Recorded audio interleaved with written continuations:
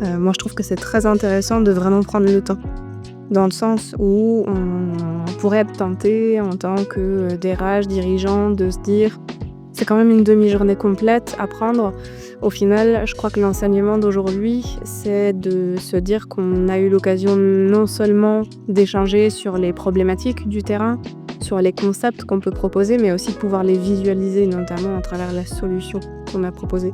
Visualiser les choses, voir comment elles peuvent prendre vie dans une entreprise, je trouve que c'est radicalement différent par rapport à un article qu'on aurait pu publier. C'était aussi une possibilité de tout raconter dans un article. De quelle manière ça prend vie pour les personnes, je pense que c'est beaucoup plus compliqué.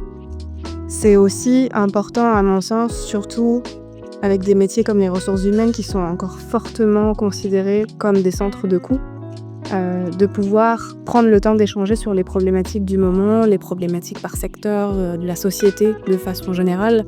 Déjà parce que ça permet de se rendre compte, si c'était pas déjà évident, qu'on partage souvent les mêmes problématiques. Et d'un autre côté, qu'il y a des solutions qui existent et sur lesquelles on peut aussi se retrouver par rapport à nos dirigeants, dans le sens où l'objectif pour tout le monde, c'est de viser un retour sur investissement à la fois financier et humain. Et notre objectif, c'était surtout de montrer que ça, c'est possible. Donc le sujet du jour, je vais prêcher pour ma paroisse parce qu'il me parle énormément.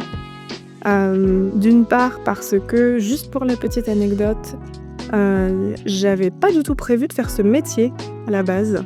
Je l'ai fait justement parce que pendant un job étudiant, je me suis dit: «Il y a tellement de choses qu'on pourrait changer et j'aimerais bien avoir un peu, soit mon mot à dire, soit analyser un petit peu ce qui se passe», et c'est comme ça que j'ai choisi ce métier, pour la toute petite histoire. Donc il fait évidemment énormément de sens d'un point de vue individuel, mais je crois que cette session-là, elle nous montre, et parmi toutes les autres communications qu'on peut entendre, que ça fait énormément de sens au niveau des entreprises et pour le marché luxembourgeois, qui est un petit marché très particulier tout de même.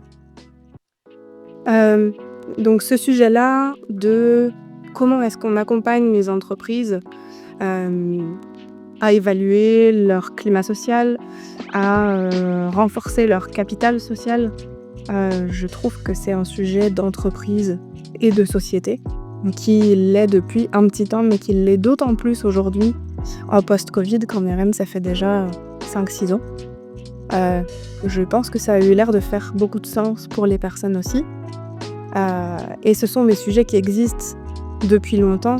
L'avantage dans la période dans laquelle on est, 2025-2026, c'est qu'on a aussi beaucoup plus d'outils digitaux qui vont faire écho à des outils qui sont déjà existants en entreprise et à des processus qui sont aussi déjà existants. Donc ce qui permet aussi de remettre toute cette gestion de la qualité de vie au travail dans un grand ensemble qui est déjà connu des entreprises et pour lequel ils sont assez familiers.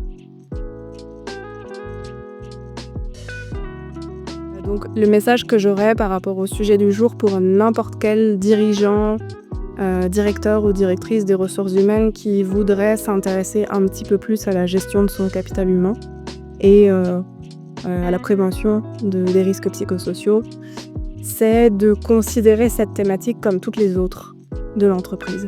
C'est une thématique qui a été considérée de façon très différente depuis la nuit des temps, parce que on va parler d'humain et donc de perception.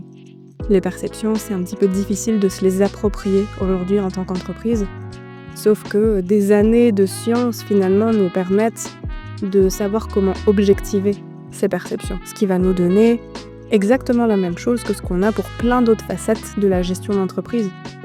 Des KPI, des plans de développement, des plans d'action, recommandations à implémenter selon les mêmes pratiques usuelles. Et donc je crois que c'est important, pour faire re-rentrer l'humain et le remettre au cœur de l'entreprise, de me traiter aussi de la même manière que l'ensemble des autres sujets d'entreprise qu'on va traiter. Et ça nous amène principalement à une question, je pense que c'est peut-être celle-là qu'on doit se poser aujourd'hui. Aujourd'hui, on pilote l'entreprise avec un nombre infini de KPI. Est-ce que je suis sûre d'avoir les bons KPI pour la gestion de mon entreprise, y compris d'une facette non négligeable qui est mon capital humain ?